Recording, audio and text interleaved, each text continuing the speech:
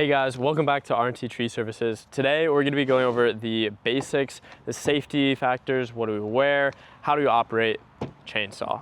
So the first thing, before we even start moving around, touching any buttons or working with it, is to get some proper PPE on. So this is going to be all of our safety materials. We'll want 5 different materials. We want our gloves, want chaps to wear over our legs, protect our vital arteries, and we'll have some hearing protection, helmet protection, and eye protection. Those are the 5 parts. Will not at all make you bulletproof from the damage that this chainsaw could do, but it will definitely lessen the likelihood of that. So before you even start using a chainsaw, I would get all of these pieces of equipment. And I think the first thing to get into is what are we looking at to begin with. So right here, we have the engine of the chainsaw. This is gonna have your safety parts and all of your triggers and how to start it and use it for the chainsaw. Pretty basic, standard stuff, but always good to go over again. Next to us here, we have the chain and the bar. These are the things that are gonna do the damage. I think one of the most important things when we're looking at the chainsaw is to remember that this is absolutely not our friend. This is something that can cause lots of damage, and if not used properly, this is absolutely, quite literally, it could be a weapon. The next thing we'll go into is how to put the bar and the chain on. So this is the bar. You can have it with the logo facing up or upside down. It goes the same way. You've got your gear on the end here, and then your attachment points on this side. And then this is the chain for the bar. And you'll want to make sure that the points of this are facing away from the body or away for you when you're using the chainsaw when you put this on. So you'll throw this onto the gears, this one gear of this chainsaw, and you kind of just lay it out. You'll see it kind of lays out like so. You can kind of get the idea of where your bar will then go on the chainsaw. So I would take your bar and place it into its slot. And once it's there, you can kind of wrap the teeth around the bar and configure it. The teeth will slide right into the edges of the bar. So this is what you'll do anytime that you're gonna start the saw, or you want to adjust some part of the chain. You want to tighten the chain, you're going to loosen this, you want to change the chain, want to change the bar, whatever it is, you'll be getting into these components. After this is on, you'll be taking your cover for the saw, placing it right on top. On this cover specifically, some saws are different. You'll have this little knob here. This is a slider. This adjuster tightens or loosens the chain. So when you put it on, you try to get it, if you can, into that spot. And if you can't, you might have it too tight.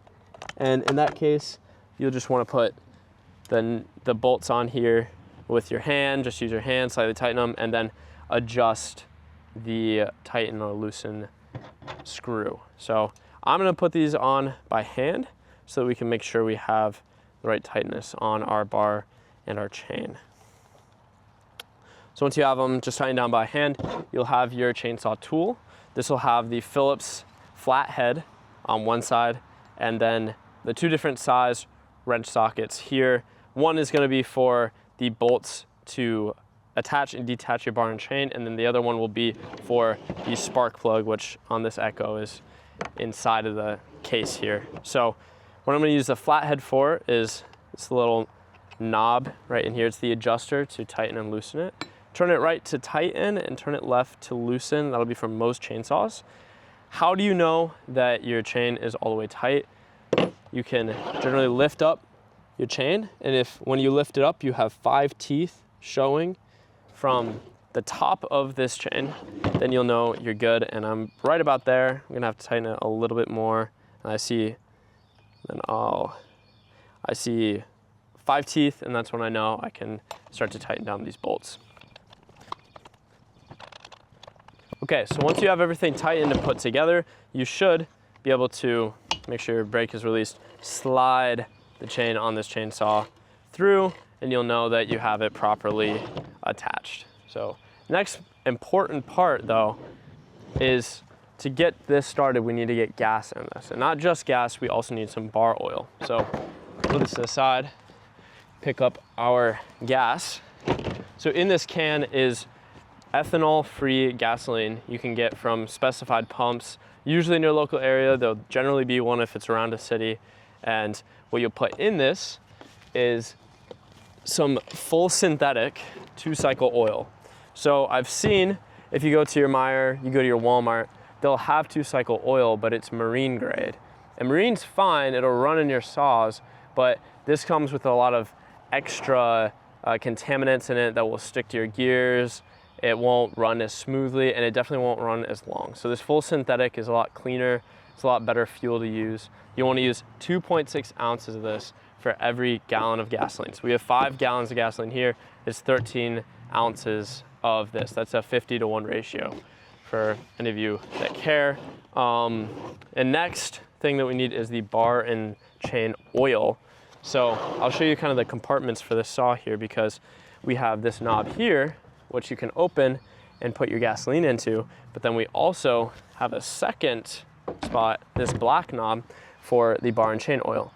So every time with this saw, when you want to fill up the gas, make sure you fill up the bar and chain oil. You run out of this, it'll start to overheat. You won't cut as well. Your blade will become dull, and it could also completely ruin the clutch and other parts of this chainsaw. So we have some gas in here already, so we should just be able to get started. And before we get started, we'll want to get our PPE on. So as you can see here, I have my gloves on, we have the chaps on, the helmet. One important thing to note with the helmet is that it does, if it's worth anything, it has a strap, chin strap on it, and you want to attach this. You don't want your helmet flying around everywhere, coming off right before something dangerous happens. So make sure you're strapping this in. As far as getting this saw going, there's a few components that we want to look out for, and that the first few are this black piece right here. This is the braking system for the chainsaw. Back here, we'll have the hand press trigger. This will activate it before you press the actual trigger. So when you have your hand on it, it'll activate the saw's blade when you press the trigger. If your hand is not on it and you try and press this, it is in the stuck position, so it will not move. You have the choke on the back, at least for my Echo saw here. It is a just pull out, pull in. Steel saws, sometimes they have a knob for the choke that you can flip up.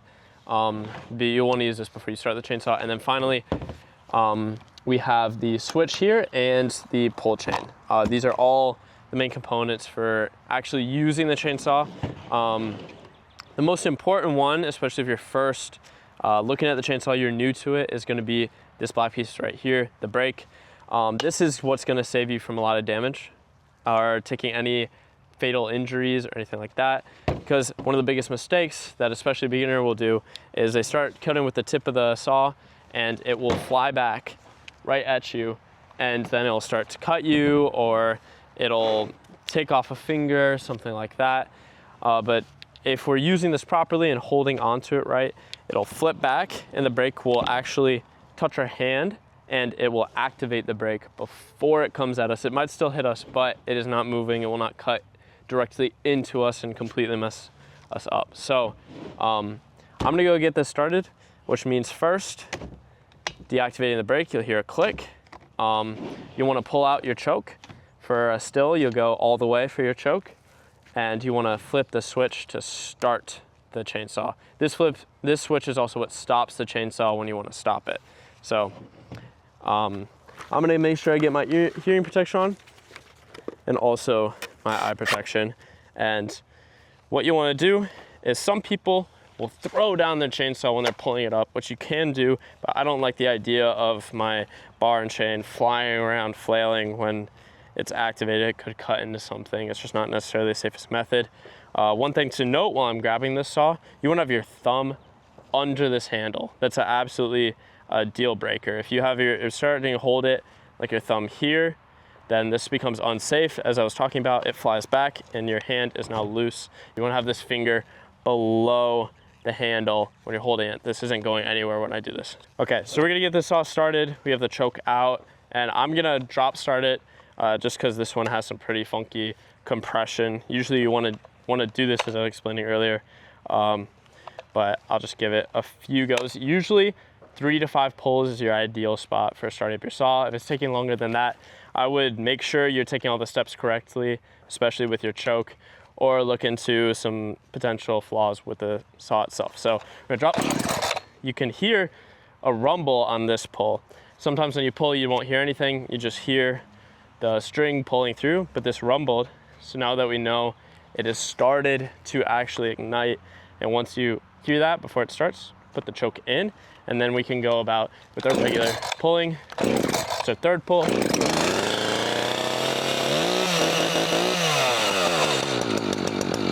So once the saw is started, you want to keep the chain and the bar away from your body, biggest point, and then you're pretty much ready to start cutting. Now what I'll be demonstrating is how we're actually going to be cutting and how to cut safely. So there's three main parts to our saw's blade and chain that we want to keep an eye on, and that's going to be this bottom portion here, this top, both next to the rear of the chainsaw, and then pretty much just the entire tip. When we're cutting, our first ideal spot where you want to be cutting is down into this bottom region of this chainsaw. The second, which is also considered safe, is going to be cutting up into the top region. Only difference is when you cut with the bottom, it's going to pull the chainsaw into the wood away from you and actually cut a little bit faster, while this one's going to pull it away from the wood more towards you, and you just have to maintain that grip, keeping the saw against the wood. Now with the tip, this is where you're going to see your kickbacks. This is where the saw is going to fly back at you, especially if you're in a pinch on the lumber you're on. So you want to stay away mostly from this.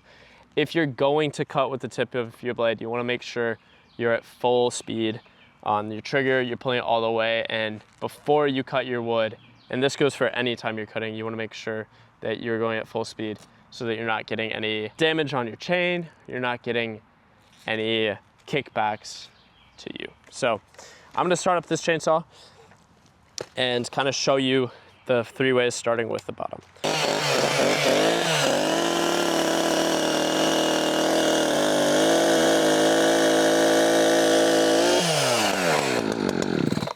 So there you can see, pretty simple. You're just going down and rotating. Make sure you keep that thumb, again, right there. Horrible habit if you end up putting your thumb up here. So now I'm going to show you how to go up with the saw. And the saw is already warm too, so I don't need to pull out the choke. Once the saw is warm, the choke stays in from then on. All right.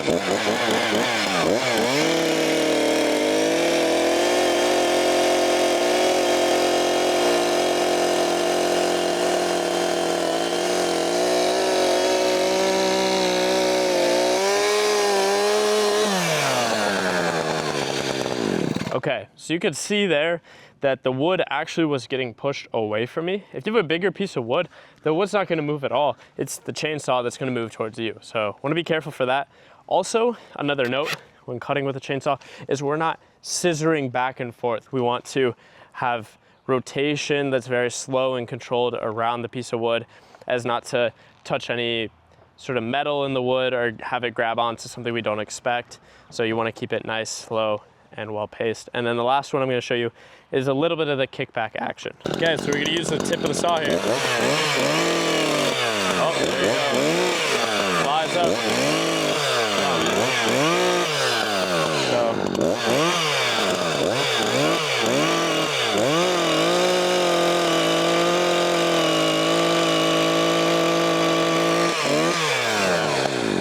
So you can just kind of see using the saw how uncontrollable it is. It's going all over the place. A lot of people do plunge cuts, but you just don't want to do that unless your saw is moving full speed. But essentially, the only other factor with this chainsaw to note is the lines, especially on this Echo. This is how it works. You'll have these lines on the side, and these are your aim sights for when you're cutting down a tree, cutting wood. If you are making your back cut, which if you want to know how to cut down a tree, you could check out some of our other videos, but you'll take this line and that's the aim you want to cut and make sure your cut is straight. So if you're aiming for a position and you're on a tree, you want to be down on the tree, cutting that same way with that line. That's the way, make sure your aim is all set. So that's pretty much all the basics and everything you need to know with the chainsaw. This will be just the basic safety tips and tricks and everything that you'll need to know to use your chainsaw out on the lawn, in the business, with some buddies, helping other people out. If you guys want to check out some of our other videos, you can check in the link in the description. Any of the equipment that we're using will also have in the description. When you're out there cutting, just make sure to be safe and keep on cutting.